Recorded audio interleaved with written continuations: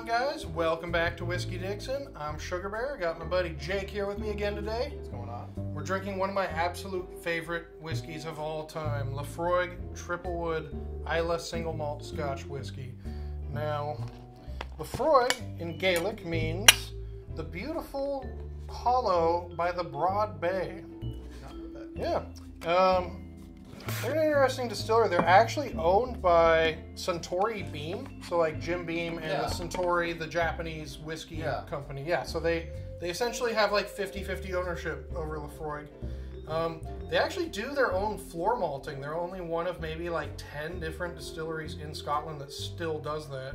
And what's also neat is every bottle of Laphroaig you buy, you can actually, if you type in this information, you own a square foot of the Isle of Islay. And if that's true, I think I own all of Islay. Yeah, I was about to say, we can pretty much own them by now. Unfortunately, I was saving these up thinking it was every bottle you buy. Nah, they'll only it's per customer, basically. It's like, it's a one-time thing. If you got enough buddies together, you might be able to. Maybe, yeah. if you can let everybody know, we will rule the Isle of Islay. But let's pour this up and dig in. So, Laphroaig Triple Wood comes in at 48% alcohol. A little up there. Believe it's non-chill filtered, but does not say natural color, so I'm going to assume there's some added to it. But whatever, that's how it's always been. Yeah. I mean, only recently have a lot of distilleries decided to stop adding color. Now, the three woods used here are, I believe, here, before I even look, I'm pretty sure it's bourbon, the quarter cask, which is something Laphroaig is really known for, and then it's finished in a sherry cask. And let me make sure that I am correct in my assumption. Yep, 100%. So, let's dig in here. Perfect, yes. Perfect on the nose. Just, yes, absolutely. Just as soon as you put this in front of me, I'm like, yep, I love this already.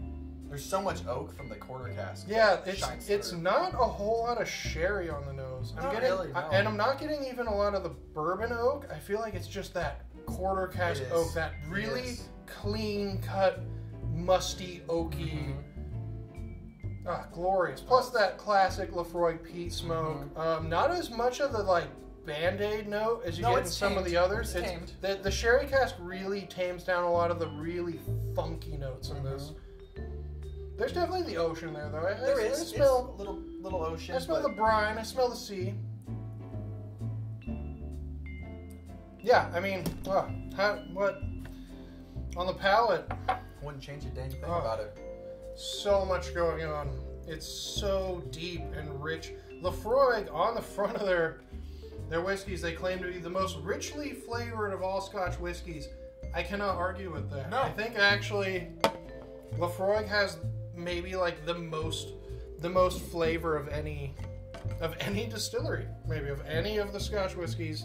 Laphroaig has so much to it. There's okay, so the finish is what gets it for me. Is that eventually the sherry starts to shine through. Yeah, the sherry really doesn't come through till the end. At the very end, you get the sherry. It's mostly quarter cask. The initial flavor is musty oak, a lot of vanilla.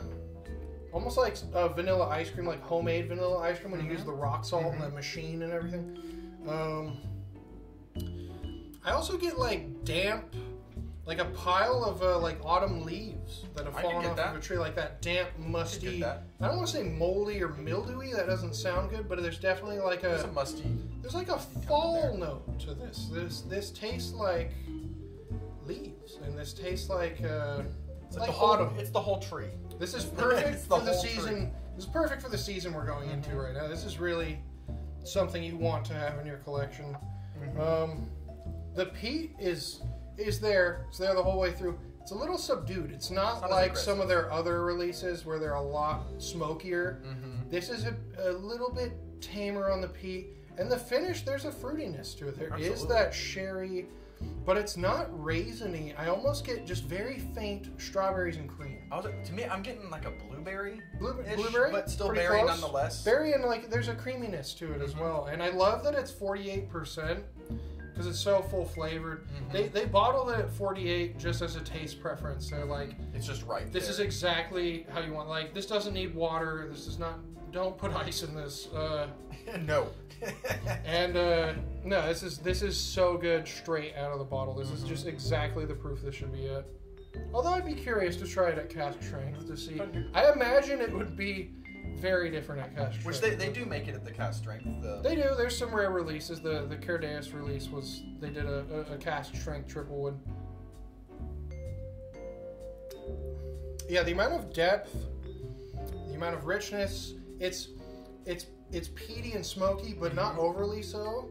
It's briny, but not overly so. It's actually a really good balance going on here. Absolutely. And and it goes. It actually has a pretty decent length of finish to it. And I mean, yeah, like this is one of those whiskeys that's probably in my top 5 favorite whiskeys ever. To be honest, I mean, you could spend more, but you really don't need to. This is right in the price range where you want it to. Yeah, this is like 70 to 80, maybe at the most, and that's exactly what this should cost. This is excellent. This is not an everyday drinker. I would say this is what you end your night with. This is an excellent nightcap. This is something to think about as you drink it.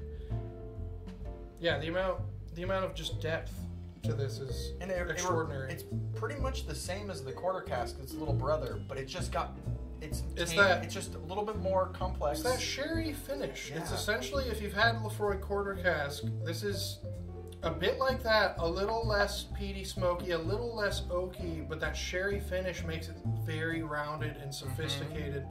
And yeah, this is one of my absolute favorite releases from any distillery. And Laphroaig is one of my favorite distilleries. I love Laphroaig. You really can't go wrong. And yeah, for like $70, totally appropriate price for this. It's in the price range with all the other sherried Isleys. Yeah. If right not a little less. If not even slightly less than a lot of the other ones. It's not a very heavily sherried whiskey. No, not at all.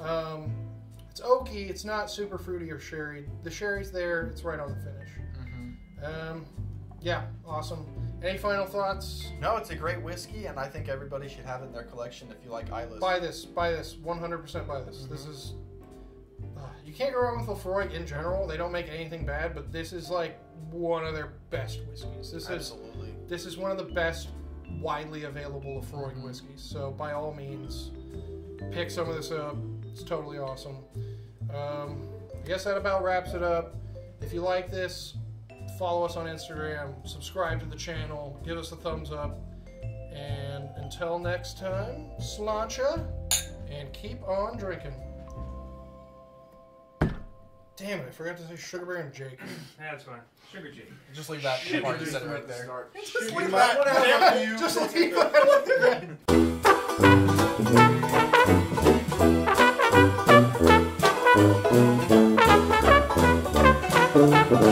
that.